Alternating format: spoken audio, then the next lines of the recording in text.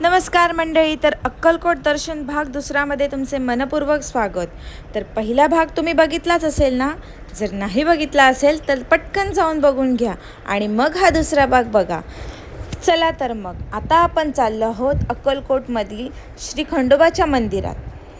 असं म्हटलं जातं की अक्कलकोटमध्ये आल्यावर सगळ्यात पहिलं खंडोबाच्याच मंदिराचं दर्शन घ्यावं. का ते तुम्हाला सांगते या. हे बघा, हे आहे श्री खंडोबाचे मंदिर. अक्कलकोटमध्ये स्वामी जेव्हा पहिल्यांदा आले होते तेव्हा सगळ्यात पहिले ते इथेच थांबले होते. 3 दिवस ते ह्याच मंदिरात होते. याच मंदिरामध्ये स्वामींनी एका फकीराला रिकाम्या छिलीमधून अग्नी आणि धूर काढून दाखवला होता. हा चमत्कार चोळप्पांच्या कानावर पडतात चोळप्पा महाराज इकडे येऊन स्वामींना आपल्या घरी घेऊन गेले. या मंदिरात खंडोबाबरोबर म्हाळसा आणि बाणाईची सुद्धा मूर्ती आहे. हा बघा, हा आहे तो कटडा जिथे स्वामी 3 दिवस बसले होते. तर मग तुम्ही पण अक्कलकोटला आलात तर खंडोबा मंदिरला नक्की भेट द्या. चला तर मग आता आपण जाऊया अक्कलकोटमधीलच दर्ग्यावर, म्हणजे हजरत शहाराजे बागेश्वर दर्गा. चला मग ह्या दर्ग्यात काय काय आहे तेही बघूया. खंडोबा मंदिरपासून एक 10 मिनटंच लागतात रिक्षेने वगैरे आलो तर ह्या दर्ग्याला यायला. इथे आल्यावर सगळ्यात पहिले पाय वगैरे धुवून आतमध्ये यायचं. हजरत शहाराजे बागेश्वर हे सुफी संत मानले जातात. अंदाजे काही शतकांपूर्वी ते अक्कलकोट परिसरात आले आणि तेथेच त्यांनी आपले कार्य केले. त्यांच्या उपदेशात प्रेम, बंधुता आणि मानवतेचा संदेश होता. त्यांच्या समाधीस्थळी हा दर्गा बांधण्यात आला. हा दर्गा हिंदू मुस्लिम एकतेचे प्रतीक म्हणून ओळखला जातो. हे बघा, इथे आतमध्ये आहे हजरत शहा यांची समाधी, जिथे लेडीजना जायला अलाउड नाही आहे, पण जेंट्स लोक आतमध्ये जाऊन पाया वगैरे पडून येऊ शकतात. लेडीजना बाहेरूनच पाया पडावं लागतं. या दर्ग्यात अजून एक वैशिष्ट्य असं आहे की ज्यांचं लग्न होत नसेल त्यांना ते असे ग्रीन कलरचे बँगल्स देतात. ते आपल्या घरी घेऊन जायचं आणि त्याची पूजा करायची आणि जसं लग्न होईल तसं जोड्याने येऊन ते बँगल्स परत करायचे. बघा किती लोकांची लग्न झाले आहेत. भरपूर बँगल्स बांधलेले होते. चला तर मग आता आपण जाऊया. अक्कलकोटमध्येच तुळजाभवानीचं एक छोटंसं मंदिर आहे आणि ते इतकं सुंदर आहे ना, आणि देवीचे रूप ही पहा किती तेजस्वी आहे. जर तुम्ही अक्कलकोटमध्ये आलात तर इथे यायला चुकवू नका. चला तर मग या तुळजाभवानीचे दर्शन घेऊया.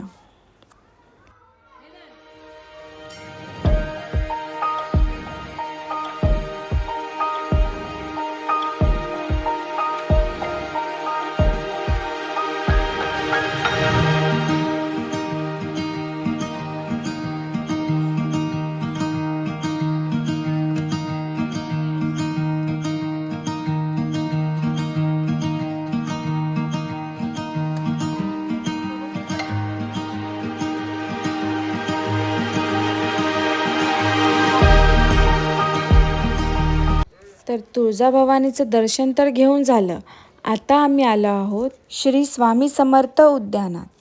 तर मग ह्या गार्डनचं तिकीट पर पर्सन 5 रुपीज आहे. 5 रुपये द्यावे लागतात. साईडलाच काउंटर आहे आणि टायमिंग याचं सकाळी 8 ते रात्री 10पर्यंत आहे. पण संध्याकाळचं आल्यावर जरा बरं वाटते कारण लाईट्स वगैरे भरपूर छान दिसतात. त्यामुळे तुम्ही शक्यतो संध्याकाळचंच या गार्डनला व्हिजिट द्या. वटवृक्ष मंदिरापासून एक 8 ते 10 मिनटाच्या वॉकिंग डिस्टन्सवरच हे गार्डन आहे. चला तर मग या आपण हे गार्डन बघून घेऊ. वॉटर फाउंटन्स, अजून भरपूर काय काय आहे या गार्डनमध्ये बघण्यासारखं.